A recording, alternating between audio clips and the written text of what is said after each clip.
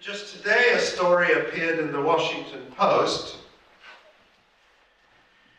and I'll just read you a few bits of this. The headline is, Gaza post-war plan envisions voluntary relocation of entire population. Even the Washington Post put voluntary in quotation marks.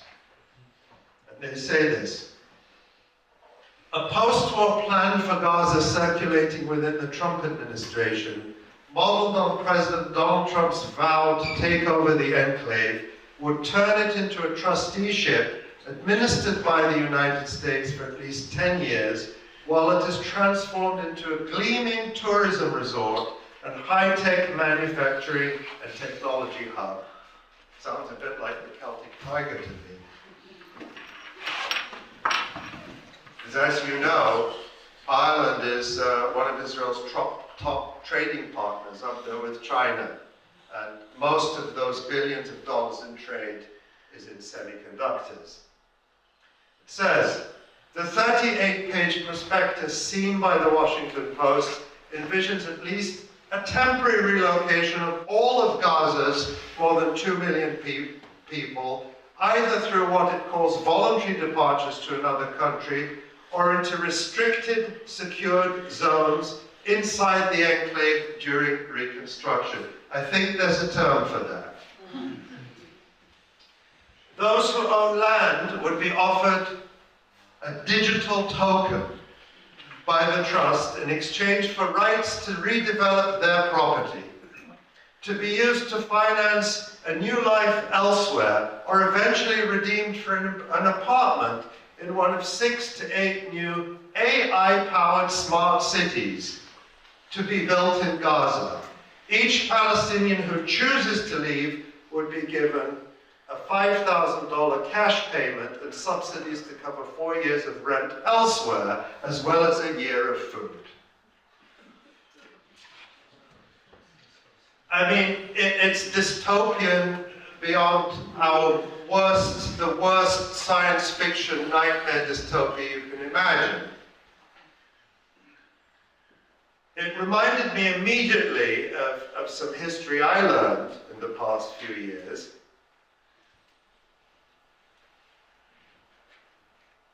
It reminded me of the story of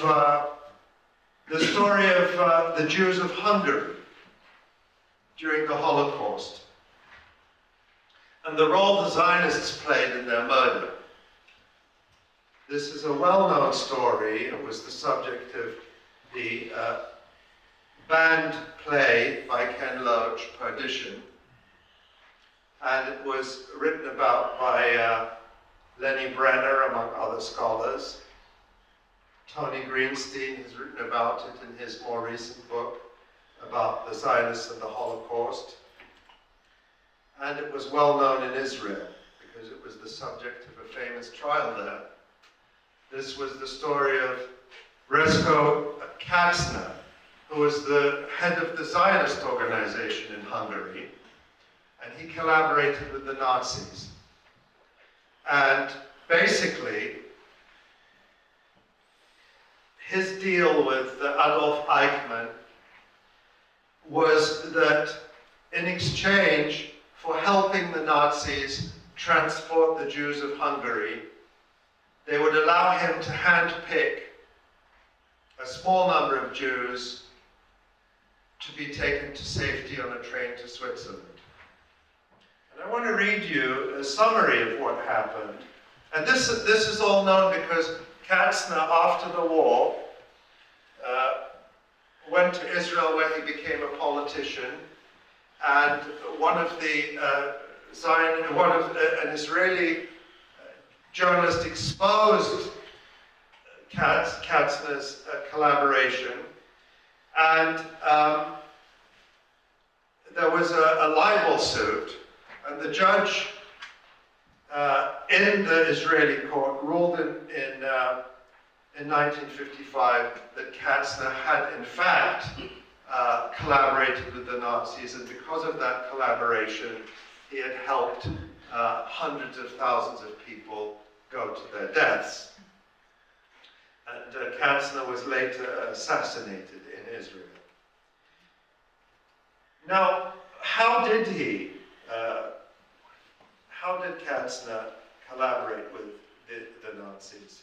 So I'm just going to read you a couple of paragraphs from an article summarizing this history we published a year or two ago by my colleague Asa Winstanley.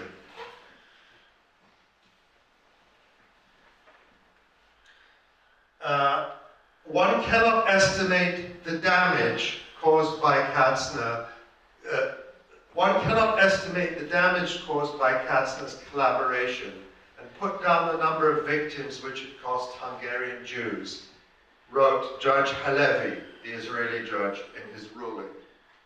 These are not only the thousands of Jews in Novgorod or any other community in the border area. Jews who could escape through the border had the chief of their rescue committee, that was Katzner, fulfilled his duty toward them. In other words, according to the Israeli judge, Katzner could have saved countless Jewish lives simply by warning them of the fate he knew awaited them. And this is where my mind went from that Washington Post story published today to this story. Instead, Katzner remained silent because he made a deal with the Nazis that he would help prevent a rebellion among Hungary's Jewish masses who were marked for death.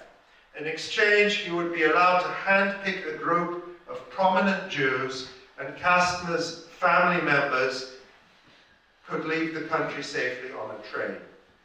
Katzner, however, did not stop at silence. As recounted by Paul Bogdanor, a British Jewish historian who set out to write a book defending Katzner, but ended up concluding that he was indeed a willing collaborator, Katzner's betrayal of Hungarian Jews went much further. It was that Katzner instructed the local Jewish leadership to mislead them and to deceive them into boarding the trains to Auschwitz.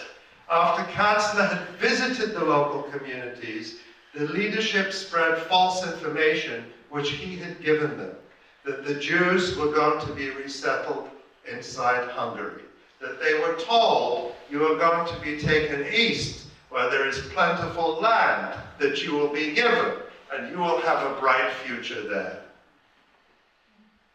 They weren't given digital tokens in those days, but the promise was the same.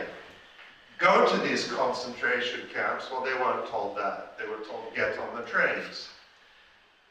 That's how they were convinced to get on the trains, and those trains took them to Auschwitz, and 500,000 Jews were murdered there, on the promise that they were going east to a brighter future.